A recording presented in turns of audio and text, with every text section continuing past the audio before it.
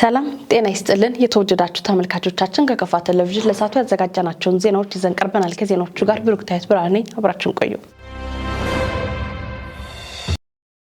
በጀትን በአግባቡ ስራ ላይ በመዋል የህብረተሰቡን የመልማት ጥያቄ መመለስ እንደሚገባ የጠለ ወረዳ ምክር ቤት አሳሰበ። የወረዳ ምክር ቤት ባካሄደው አራተኛ ዙር 11ኛ ዓመት 34ኛ መደበኛ ጉባኤ የወረዳውን የ2018 በጀት ዓመት 473 ሚሊዮን 242 ሺህ ብር በላይ እንዲሆን አጸደቀ። ከወረዳው መንግስት ኮሚኒኬሽን ለተገኘ ዘገባ አንተነህ ፍቃዱ።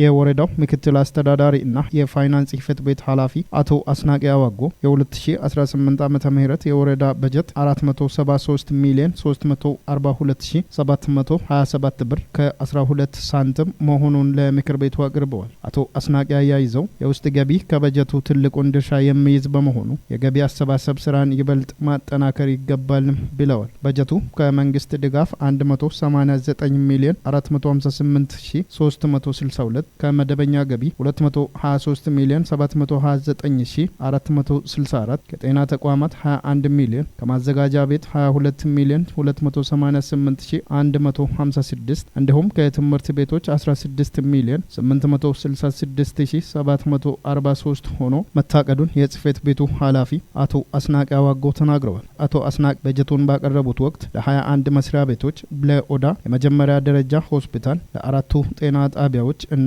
ለአምስቱ ታዳጊ ማዘጋጃ ቤቶች መከፋፈሉን አስረድተዋል። በቀረበው በጀት ላይ የምክር ቤቱ አባላት ሀሳብና አስተያየት ያነሱ ሲሆን በጀትን በአግባቡ ስራ ላይ በማዋል ህብረተሰቡን የመልማት ጥያቄ መመለስ ይገባል በማለት አንስተዋል። በተነሳው ሀሳብና አስተያየት ምላሽና ማብራሪያ ከተሰጠ በኋላ የ2018 ዓመተ ምህረት የወረዳ በጀት በሙሉ ድምጽ ጸድቀዋል። የ2018 በጀት ከ2017 ዓመተ ምህረት በጀት ጋር ሲነጻጸር 44 ከመቶ ብልጫ እንዳለው አብራርተዋል። ለሁለት ተከታታይ ቀናት ሲደረግ የቆየው የምክር ቤት ጉባኤ የተለያዩ ሹመቶችን በማጽደቅ ተጠናቋል።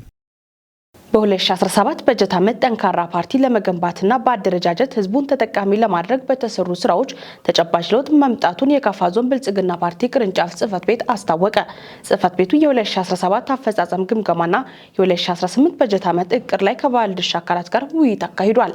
ምህረት ማሞ መድረኩን በንግግር የከፈቱት የከፋ ዞን ብልጽግና ፓርቲ ቅርንጫፍ ጽሕፈት ቤት ኃላፊና የመንግስት ዋና ተጠሪ የሆኑት አቶ አጥናፉ ኃይሌም በ2017 በጀት ዓመት ጠንካራ የፓርቲ ግንባታ ስራዎች በመሰራታቸው ተጨባጭ ለውጥ መመዝገብ መቻሉን ተናግረዋል። 2017 በጀት ዓመት ጠንካራ የፓርቲ ግንባታ ስራዎች የተከናወነበትና ተጨባጭ ለውጦች የተመዘገቡበት ዓመት ነው። በዓመቱ መግቢያ የብልጽግና ፓርቲ የነደፋቸውን ትልሞች መነሻ በማድረግ ባለድርሻ አካላትን በማሳተፍ ወይም ባሳተፈ መልኩ ብቁ አካታችና የፓርቲያችን የበላይነት የሚያረጋግጥ እቅድ በማቀድ ወደ ተግባር መግባት ችለናል። በተግባር ሂደት የፖለቲካ ዳሰሳ ትንተና በመስራት የፓርቲያችንን መዋቅር አስተማማኝ የመረጃ ምንጭ የማድረግ አስቀድሞ የመዘጋጀትና ውሳኔ የመስጠት አቅም እንዲያድግ ማድረግ ችለናል። ሀገር አቀፍና አካባቢያዊ ጉዳይ ላይ ያተኮሩ መድረኮች ላይ የተለያዩ ስልጠናዎችን በማመቻቸት የብልጽግና ሀሳቢዎችን የማስረጽ ስራዎች መሰራታቸውንም አክለዋል። ሀገራዊና አካባቢ ጉዳዮች ላይ ያተኮሩ ህዝባዊ መድረኮች በየደረጃው በመፍጠር የብልጽግና አስተሳሰብ ማስረጽ፣ የፓርቲያችን የአመራርና የአባላት ስልጠና በብቃት ማስፈጸም፣ የሁለተኛ መደበኛ ጉባኤን በስኬት በመፈጸም ቁልፍ የልማትና የመልካም አስተዳደር ተግባራትን መምራት፣ ከምሁራን ጋር የጠበቀ ውይይት ማድረግ፣ በዚህ ሂደት በርካታ መምህራን አባል የማድረግ ስራ የሰራንበት ዓመት ነው። የማህበረሰቡን የመልካም አስተዳደር ችግሮችን ለመፍታት ከምሁራን ጋር በተደረገ ውይይት ለውጦች መመዝገባቸውንም አንስተዋል። በመድረኩ መክፈቻ ንግግር ያደረጉት የከፋ ዞን ዋና አስተዳዳሪ አቶ እንዳሻው ከበደም ብልጽግና ፓርቲ በተገባደደው በጀት ዓመት በርካታ ተግባራቶችን ማከናወን መቻሉንም ተናግረዋል። 2017 ዓ.ም ከሌሎች ዓመቶች በጣም በተሻለ ተቀናጅተን ተግባሮቻችን ለመምራት ብዙ ጥረት ያደረግንበት የተወሰኑ ነገሮችን ደግሞ ውጤት ያስመዘግብንበት ዓመት ነው ማለት ይቻላል። በኢኮኖሚ ዘርፍ የግብርናውን በተመለከተ የእርሻ ስራችንን ለማስፋት በተለያየ መስክ በርካታ ጥረቶች ስናደርግ ቆይተናል። በጋራ ተገናኝተን ባደረግነው የምናገኝ ህብረተሰባችንን ከዳር እስከ ዳር ለልማት የተነሳበት ወቅት ነው። የገጠር ኮሪደር አዲስ ቢሆንም ከዳር እስከ ዳር ይህን ፕሮጀክት በተገቢ ሁኔታ ታች ለማውረድ የተደረጉ ጥረቶች በእኛ ደረጃ ጥሩ መነሻ ናቸው ብለን እንወስዳለን። የወጣቶች የስራ ዕድል ላይ እንደዚሁ ያከናወናቸው ተግባራት ጥሩ ናቸው። በተለይ በገጠር ወጣቶች ጥሩ ጅምር ስራዎች ተከናውነዋል። በከተማ ወጣቶችም አልፎ አልፎ የታዩ ነገሮች አሉ። ከነውስነቱም ቢሆን የተወሰኑ ወጣቶችን የስራ ዕድል ለመፍጠር የተደረገው ጥረት አመርቂ ውጤት መሆኑን እናያለን። አልፎ አልፎ የሚስተዋሉ የመልካም አስተዳደርና የአገልግሎት አሰጣጥ ችግሮችን በቀጣይ ማስተካከል እንደሚያስፈልግም ተናግረዋል። ከአገልግሎት አሰጣጥ ቅድም አጥናፉን ብለዋል። የተለያዩ አገልግሎት ሰጪ ተቋማት ላይ ያለው የህዝብ ሮሮ በከፍተኛ ደረጃ መፈታት የሚችልበት ሁኔታ እንዲኖር መደረግ ይቻላል አለበት። አገልግሎት አሰጣጣችን ቅንነት ያለው ህብረተሰብን ያማከለ እኩል ያየ ፍትሐዊነት ያለው ቀልጣፋ የሆነ አገልግሎት መስጠት የሚችልበት ሁኔታ እንዲኖር መደረግ መቻል አለበት። በተለይ ማዘጋጃ ቤቶች አካባቢ ያለው ችግር፣ አገልግሎት ሰጪ የሆኑ ሌሎች ተቋማት ላይ ያለው ችግር በተገቢው ተፈትሾ መፈታት የሚችልበት ሁኔታ አጠናክረን መቀጠል የሚችልበት ሁኔታ እንዲኖር ማስቻል የዚህ ቤት ውይይት አካል መሆን መቻል አለበት። አጠቃላይ ፖለቲካ ነው እየመራን ያለውና እያንዳንዱ አካባቢ ያለው የፖለቲካ አዝማሚ ምን ይመስላል የሚለው ወቅታዊ ግምገማችን ተጠናክሮ በዛ ተመጣጣኝ የሆነ ምላሽ መሰጠት የሚችልበት ሁኔታ እንዲኖር መደረግ መቻል አለበት። ዋና አስተዳዳሪው አክሎም የቡና ልማት ስራዎች ላይ ያሉ ክፍተቶችን በማረም ጠንካራ ተግባራቶች ለቀጣይ መመዝገብ አለባቸውም ብለዋል። በአጎራባች ወረዳዎች ላይ የተካሄደ ያለው የክላስተር ውይይት የአካባቢውን ሰላም በዘላቂነት ለማስጠበቅ የጎላ ሚና እንዳለው የዴቻ ወረዳ ሰላም ጸጥታና ሚሊሻ ጽህፈት ቤት ገለጸ። ጽህፈት ቤቱ የ2017 አፈጻጸም ግምገማና የ2018 በጀት ዓመት እቅድ ላይ ውይይት አድርጓል። ዘገባው የባልደረባችን በላቸው በላይ ነው። ምህረት ማሙት አቀርባለች። በተጠናቀቀው በጀት ዓመት ተቋሙ ጠንካራ ስራ መስራቱን የተናገሩት የዴቻ ወረዳ ዋና አስተዳዳሪ አቶ እንዱ አደመም ቀጣይ የተሻለ ተግባር መፈጸም እንዳለበትም አሳስበዋል። ህገወጥ የመሳሪያ ዝውውሮች የታዩባቸው ቦታዎች ላይ የህግ የበላይነትን የማረጋገጥ ስራ መሰራቱን የተናገሩት ዋና አስተዳዳሪውም በተለይ ቡናና ሌሎች ህገወጥ ምርት ዝውውር ላይ የተደረገው ተግባር ተጠናክሮ መቀጠል እንዳለበትም አስገንዝበዋል። ህገወጥ የመሳሪያ ዝውውር የታየበት ቀበሌ ላይ በሚሰጠው ጥቆማ መሰረት የወረዳው ፖሊስም ሆነ ጸጥታ በጊዜ በመድረስ ይሄን ህገወጥ ተግባር ቁጥጥር ስር ላይ የማዋል ስራዎች አሉ። ነገር ግን ከዛ ጋር ተያይዞ ከእዝግቢት ከመያዝ ባለፈ ውሳኔ አግኝቶ የማውረዱ ጉዳይ ላይ በደንብ የቤት ሀሳብ አስተያየት ሰጥቶ መወያየት መቻል አለበት የሚል የህግ በላይነትን ማረጋገጥም አለብን የሚል ጉዳዮች ላይም ማየት አለብን። ከዛ ጋርም ተያይዞ ህገወጥ የቡና ዝውውር ላይ ቅድም የተለያዩ መድረኮችን ባየናቸው ሁኔታዎች ላይ ህገወጥ የቡና ዝውውሮች በሚታዩበት ሰዓት ላይ ቡናን ከመቀበል ውጭ ጭኖ የሚሄዱ መኪኖችን በባለቤትነት እዛ ቦታ ላይ የሚገኙ አካላትን ህግ የማስከበር ስራችን በጣም ተጠናክሮ ሊሄድ ይገባልና ካለፈው አፈጻጸማችንም ስናይ እነዚህ አይነት ጉድለቶችን ያየኑ ስለሆነ እነዚህ ጉዳዮች በደንብ ታይቶ ህግ የማስከበር የህግ በላይነትን የማረጋገጥ ጉዳይ ላይ በትኩረት ሊሰራ ይገባል። በተሻለ ሁኔታ ተሰሩ ከተባሉት ውስጥ የአጎራባች ውይይት በጣም አስፈላጊዎች ናቸው። በተለይ በሺሾንዴ ጠሎ እና አጎራባች ግንቦ ወረዳ ቦንጋ ከተማ አስተዳደር አውራዳ ከተማ አስተዳደር ጋር የጋራ ውይይት ባደረግንበት ሳለ ላይ ያገኘን ያለነው ውጤት ቀላል አይደለም። በተለይ ስርቆት፣ አስገድዶ መድፈር፣ ጠለፋዎች እነዚህ ጉዳዮች ከዴቻ ወረዳ ወንጀል የሰራ ሰው ሺሾንዴ እንዳይደበቅ ግንቦ ወረዳ ላይ ሄዶ ተሸሽጎ እንዳይኖር የአጎራባች ውይይት በየደረጃው እየተደረገ ያለበት ሁኔታ ስናይ በጣም ውጤታማ የሆነበትን ሁኔታ ስናይ መቀጠል እና መበረታታት አለበት የሚል ሀሳብ አለኝ። በወረዳው አልፎ አልፎ በረሃማ በሆኑ አንዳንድ አካባቢዎች ስጋት ባለባቸው ቦታዎች የህግ የበላይነትን በማስከበርና የአካባቢ ነዋሪዎችን ሰላም የማስጠበቅ ተግባር ላይ ለተሳተፉ አካላት ምስጋናቸውንም አቅርበዋል። የስጋት ቀጠናዎች ናቸው የሚባሉት 5ቱ ቀበሌዎች በተለይ ሰፈራ አካባቢዎችን ይዞ የሚታዩ የጸጥታ ችግሮችን በተቀናጀ ሁኔታ የህዝባችንን ሰላም ለማስጠበቅ ያደረጋችሁ የፖሊስ አባላትን እጅግ አመሰግናለሁ። በረሃው ላይ ቆይታችሁ የህዝባችንን ሰላም በተሻለ ሁኔታ ከማህበረሰቡ ጋር በመቀናጀት በተለይ ስጋት ቀጠናዎች አካባቢ ላይ አንጻራዊ ሰላም እንዲመጣ አድርጋቸዋል እና አመሰግናለሁ። ከዚህም በፊት በወረዳው አንዳንድ በረሃማ ቀበሌ አካባቢዎች ላይ ሲታይ የነበረው የጸጥታ ችግርን ለመቅረፍ የዞን አስተዳደር የክልል መንግስት በጎባ ወረዳ ጸጥታ አካላትን በማስፈሩም አልፎ አልፎ ሲታይ የነበሩ ችግር መቅረፉን አቶ ወንዱ ተናግረዋል። የክልሉ የዞኑ መንግስት ከጎናችን በመሆን ይሄ አንጻራዊ ሰላም እንዲታይ በጎባ ወረዳ የተቀመጠው ልዩ ኃይል ዛሬ ላይ ከፍተኛ መስዋዕትነት በመክፈል በወረዳችን ያሉ አርሶ አደሮች ተረጋግተው ወደ ስራቸው እንዲገቡ ትልቅ ሚና አበርክቷል እና በዚህ አጋጣሚ የክልሉንም ጸጥታ የዞኑንም ጸጥታ ላመሰግን ወዳለሁ። የዴቻ ወረዳ ሰላም ጸጥታና ሚሊሻ ጽህፈት ቤት ኃላፊ አቶ አሻግሬ ያላቶ በበኩላቸው በተጠናቀቀው በጀት ዓመት ሚሊሻን በማሰልጠን ወደ ስራ ማስገባትና ስራውን የመገምገም ተግባር መሰራቱንም ገልጸዋል። በዚህም ከማህበረሰቡ ጋር በመሆን ዘርፈ ብዙ ስራዎች መሰራታቸውንም ጠቁመዋል። ጽህፈት ቤቱ ህገወጥ ተግባራትን መከታተልና መቆጣጠር ተግባሩ በመሆኑም በተደረገው የቁጥጥር ስራ በህገወጥ መሳሪያ ከመቆጣጠር አንጻር 12 ሽጉጥ ፍሬ፣ 1 ኤፍ1 ቦምብ መያዙን አቶ አሻግሬ ተናግረዋል። በአጎራባች ወረዳዎች ላይ ባልተቆራረጠ መልኩ በክላስተር ውይይት መደረጉን የተናገሩት ኃላፊውም በውይይቱ አንዳንድ አካባቢዎች ሲታይ የነበረው የጠለፋና የስርቆት ወንጀሎች መቀነሳቸውንም አክለዋል። በሺሾ እንደ ወረዳና በጊምቦ በዴቻ በሶስቱ ወረዳዎች የተጀመረው ውይይት ያለ ሲሆን በተደረገው ውይይት በከፍተኛ ሁኔታ ዳጋ ሽቲዮ የሚታየውን የጠለፋን የስርቆት ወንጀልን በመጠኑ ለመቀነስ ተችሏል። እንደ አቶ አሻግሬ ያላቶ ገለጻ የጸጥታ ስጋት ባለባቸው ቦታዎች የጦር መሳሪያና የጥይት ድጋፍን በማድረግ ጠንካራ ሚሊሻ እንዲፈጠር መደረጉንም አመላክተዋል። የጸጥታ ስጋት ባለባቸው ቦታዎች የጦር መሳሪያ የጥይት ድጋፍ በማድረግ ሚሊሻዎችን በማጠናከር የተሻሉ ስራዎች እየተሰራ ይገኛል።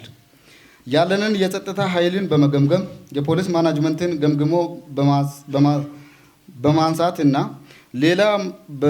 ሌላም በማስቀጠል ብዙ ተግባራት እንደሚሰራ እየተደረገ ይገኛል። በመድረኩ የ2017 ዓመተ ምህረት አፈጻጸም ግምገማና የ2018 በጀት ዓመት እቅድ ሰነድ ቀርቦ ውይይት የተደረገበት ሲሆን አስተያየት የሰጡ አካላትን በበኩላቸው ህገወጥ ተግባራት ላይ የሚሳተፉ አካላትን መከታተል፣ የጥበቃ ስራ ማጠናከር፣ የተለያዩ ወንጀሎችን ለመከላከል የቀበሌ ነዋሪዎችን በማስተባበር የአካባቢያቸውን ሰላም ለማስጠበቅ አጠናክሮ እንደሚቀጥሉም ተናግረዋል።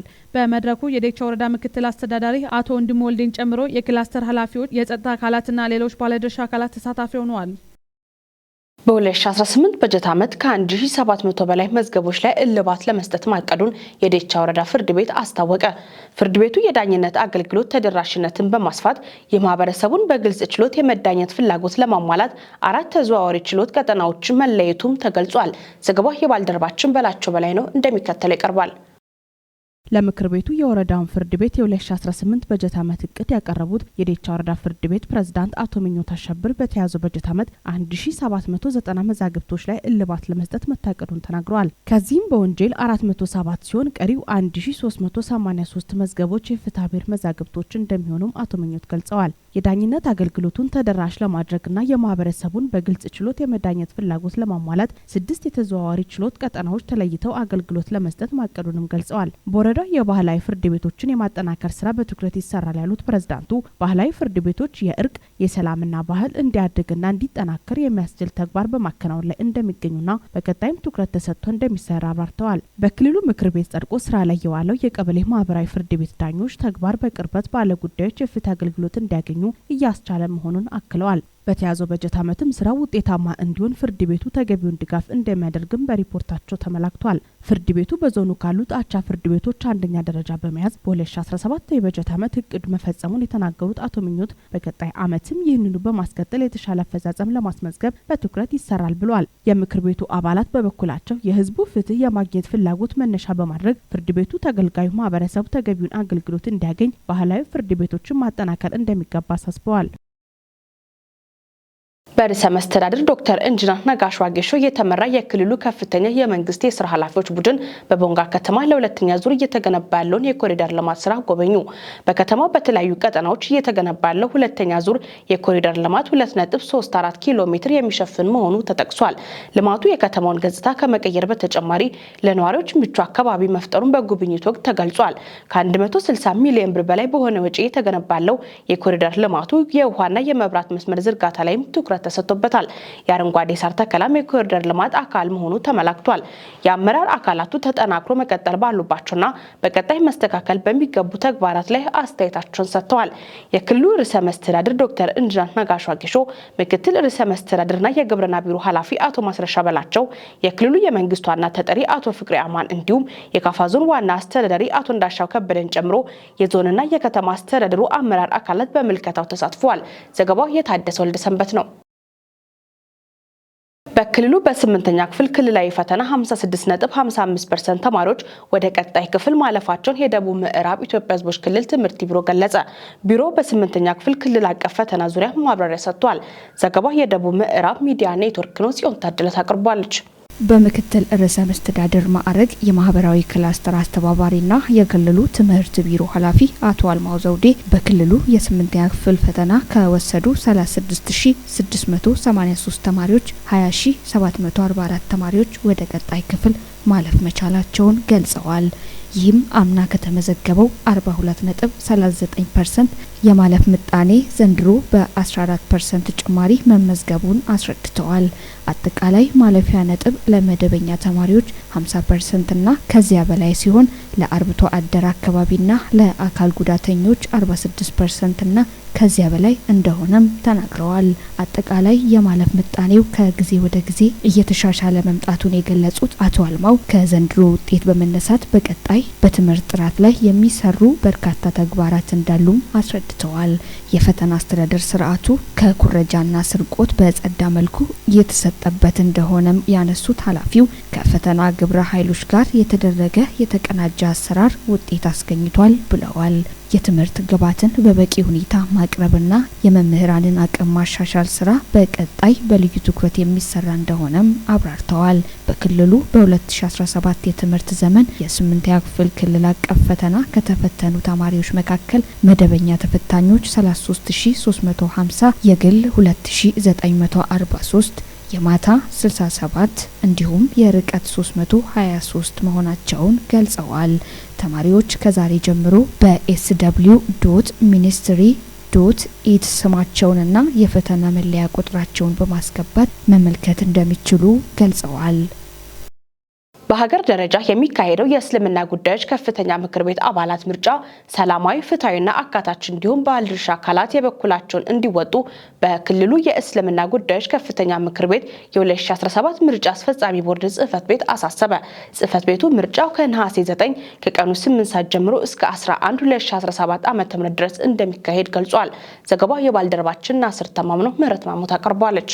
የጽህፈት ቤቱ ሰብሳቢ አቶ ጀማል አባመጫ እንደገለጹት ምርጫው በሁሉም መስጂዶች ውስጥ እንደሚካሄድ ገልጸው ለዚህም አስፈላጊው ቅድመ ዝግጅት እየተደረገ መሆኑን ማስረድተዋል። በህገ መጅሊሱ ላይ ከጸደቁ ዋና ዋና ነገሮች ይሄ እውቅና ያገኘው ተቋም ካሁን በኋላ በየ5 ዓመቱ ምርጫ ይደረጋል። በየ5 ዓመቱ ከመስጂድ ጀምሮ ቀጥተኛ በህዝበ ሙስሊሙ ተሳትፎ ምርጫ ይካሄዳል።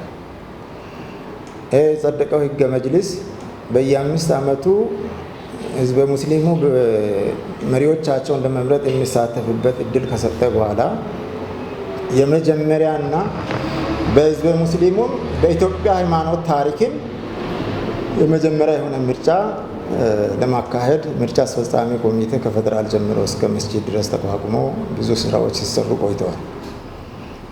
በዚህ ሂደት ላይ እንደ ክልላችን ስንመለከት የሙስሊም ማህበረሰብ ባለባቸው 6ቱም ዞኖች ላይ የሙስሊም ማህበረሰብ አሉ። በስከ 6ቱ ዞኖች ደግሞ 46 ወረዳዎች ላይ ምርጫ ይካሄዳል። በ46 ወረዳዎች ስር ደግሞ 561 መስጂዶች አሉ።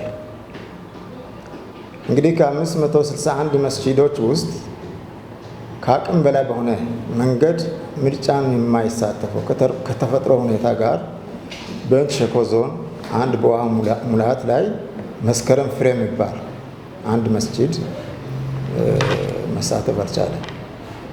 ሁለት ደግሞ በአንዳንድ ችግሮች ምክንያት ጉራ ፈርዳ ላይ ሰሜተሪ መስጊድ የሚባለው ከሁለት መስጊዶች ውጪ በክልል ደረጃ ላይ አሉ የሚባሉ መስጂዶች ምርጫውን የመሳተፍ እድል ያገኙበት ሁኔታ ነው ያለው። እንደ ክልላችን 105161 መራጭ ማለት 105161 መራጭ አለ። በየዞኑ ስንሰነትን ደግሞ ከፋ ዞን 59941 መራጭ አለ። በማኑዋሊ የተመዘገበ እና በኦንላይን የተመዘገበ ማለት ነው። ሸካ ዞን 21729 መራጭ ተመዝግበዋል። ቤንች ሸኮ ዞን 11392 ተመዝግበዋል። ዳውሮ ዞን 9875 በመራጭነት ተመዝግበዋል። ምዕራብ ኦሞ 1539፣ ኮንታ 685 ጠቅላላ ስንደምሮ 105161 መራጮች ከነገ 8 ሰዓት ተኩል እስከ እሁድ 12 ሰዓት ባለ ጊዜ ውስጥ በሚደረጉ ምርጫዎች ይሳተፋሉ ብለን ነው የምንጠብቀው። የምርጫው አስፈጻሚ አክለውም ምርጫው ሰብአዊ፣ ፍትሐዊና አካታች እንዲሆን የተደረገውን ቅድመ ዝግጅት አብራርተዋል። አንደኛ ምርጫ 4 መሪዎች አሉ። ይህ ምርጫ ሲካሄድ 4 መሪዎች አሉ። አንደኛ ፍትሐዊነት ነው። 2 አካታችነት ነው። ሌላው ዲሞክራሲያዊነቱን የጠበቀ እንዲሆን የሚሉ 4 ዋና መሪዎች አሉ። በእነዚህ መሪዎች ዙሪያ ላይ አሁን ያልናቸው ዑለማ፣ ምሁራን፣ ሴቶች፣ ወጣቶች እና ስራ ማህበራት የትውውቅና አጠቃላይ ምርጫውን እንዴት ማስኬድ አለብን የሚለው ውይይት በየመስጂዱ ተደርጓል። እንደዚሁም የምርጫ አስፈጻሚው ከመራጩ ህዝብ ምን እንደሚጠበቅም ተናግሯል። ይሄ ምርጫ አላህ በሚያውቀው በጣም ታሪካዊ ነው። ታሪካዊነቱ ብቻም ሳይሆን ብዙ መስዋዕትነት የተከፈለበት ነው። ለዘመናት ሲመኝ የነበረው ነገር በእጁ ገብቷል። ይሄ በእጁ የገባውን ነገር ደግሞ መንከባከብ፣ የተሻለ ደረጃ ላይ ማብቃት ደግሞ ከእያንዳንዱ ህዝበ ሙስሊም ከነም ጭምር ያለው ይጠበቃል። ስለዚህ አሁን ያለው ምንድነው? በመንግስት በኩል ከፌደራል ጀምሮ እስከታች ያለው ነገር ስንመለከት ምቹ። በመጨረሻም የአምባሳደር ፊታውራሪ ዘውዴ ኦቶሮ የቀብር ስነ ስርዓት ተፈጸመ። የአምባሳደሩ የቀብር ስነ ስርዓት የተፈጸመው በሚኖሩበት አዲስ አበባ በሚገኘው መንበረ ጸባኦት ቅድስት ሥላሴ ካቴድራል ነው። በስርዓተ ቀብራቸው ላይም ቤተሰቦቻቸው፣ ጓደኞቻቸውና የሚያውቋቸው እንዲሁም ወዳጅ ዘመዶቻቸው ተገኝተዋል። የካፋ ዞን ዋና አስተዳዳሪ አቶ እንዳሻው ከበደና የካፋ ቴሌቪዥን ዋና ስራ አስፈጻሚ አቶ አስራት ኃይሌም በቀብራቸው ላይ ተገኝተው ቤተሰቦቻቸውን አጽናንተዋል። የካፋ ዞን ምክር ቤት፣ የካፋ ዞን አስተዳደርና የካፋ ቴሌቪዥን ለወዳጅ ዘመዶቻቸውና ቤተሰቦቻቸው እንዲሁም ለሚያውቋቸው ሁሉ መጽናናትን ተመኝቷል። ዘገባው የባልደረባችን ታመነ በየነ ነው። የተከበራችሁ ተመልካቾቻችን ከካፋ ቴሌቪዥን ለሳቱ ያዘጋጀናቸው ዜናዎች እስካሁኖቹ ነበሩ። ዜናዎቹን በመምራት ብሩክታይት ብርሃኑ አብራችሁ ቆይታ አደረኩ። ቀሪ ጣቢያችን መሰናዶች ይቀጥላሉ። በእኔ በኩል መልካም ጊዜ